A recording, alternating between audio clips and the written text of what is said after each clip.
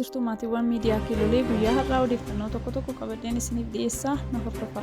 Dr. Abiy Ahmed guyyaa kaleessaa eebbifamtoonni akaadaamii loltummaa Itoophiyaatiif ergaa ijaarsa biyyaa fi raayyaa cimaa gaachana Itoophiyaa ta'e uumuuf abdii guddaa namatti horu dabarsan. Akkas jedhan barnoota keessan hordofaa turtanii har'a sadarkaa itti aanaa ajajaa dhibbaa argattanii baga gammaddan. Adeemsa keessan itti aanuun kaayyoo jaalala biyyaarraa maddee fi beekumsa gabbataa deemu kan hin qabne akka horattanan isiniif dhaama jechuun ergaa irree keenya abdii nagaa Itoophiyaa ta'an eebbifamtootaaf nuuf jajjabeessuu dhaaman. Qondaaltonni raayyaa ittisa biyyaa gootummaa, gabdummaa, jaalala biyyaa fi heera mootummaa irraa waraabamu kaayyoo fi beekumsa hunda galeessa qabas jechuun jajjabeessan. Abbaa nagaa abbaan biyyaa ajajaan waliigalaa humnoota waraanaa fi ministeera muummee Itoophiyaa Dr. Abiy Ahmed imalli itti aanu kaayyoo jaalala biyyummaa irraa maddee fi yeroo yeroon beekumsa isaanii itti gabbifatan ta'uu akka illee imaanaa uummataa beekanis dhaamsa abbaa biyyummaa fi nagaa mirkaneessuuf adeemsa galma geessisuuf dabaluu dabarsan. Birmadummaa biyyaa kabachiisuuf gahee isaanii akka bahanis himan.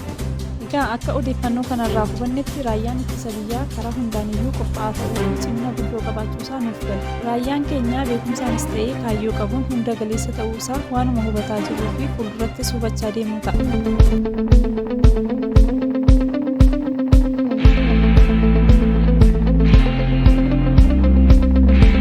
Yaa dhaggeeffattoota miidiyaa keenyaa dabalataan waa tokko isiniif qooduun fedha. Innis dhimma juntaati. Juntaan uummata Tigraay akkas dheebuuf beelaan gidiraa firaarsaan gubaa turuun beekamaadha. Amma illee isuma sana kan hin jijjiiramnee fi kan namaa hin gaddine juntaa qofadha. Juntaan ofittoodha. Kanaaf ofii ilmaan isaa biyyottan badhaadhoo ta'anitti barsiifachaa eebaan hiyyeessaan taphachuu barbaada. Namichi Siyyee Abrahaa jedhamu kun ilma isaa akkasitti eebbisiisaa jira. Namichi kun ilma isaa Ameerikaatti eebbisiifachaa haadholii Tigraay immoo akkasiin dirree irratti miidhaa jira. Isa qofa osoo hin taane intalli Leetenaal Tsaadqaan Gabratensaa'i illee akkasuma. Kunis ofittoo ta'uun isaa haadholii Tigraay hedduu fixaa ofii jireenya badhaadhaa keessa jiraatan lamaan taphachaa jiraachuusaa isaanii mul'isa. Jarri kun lamaan immoo gocha badisaa seenaan hin irraanfanne warra raawwate keessatti hirmaachaas jiranidha. Ofii kana gochaa waraanaaf illee qophaa'aa jirti. TPLF ammas waraanaaf qophaa'uunsaa garii balleessaarraa hin baranne ta'uu isaa mul'isa.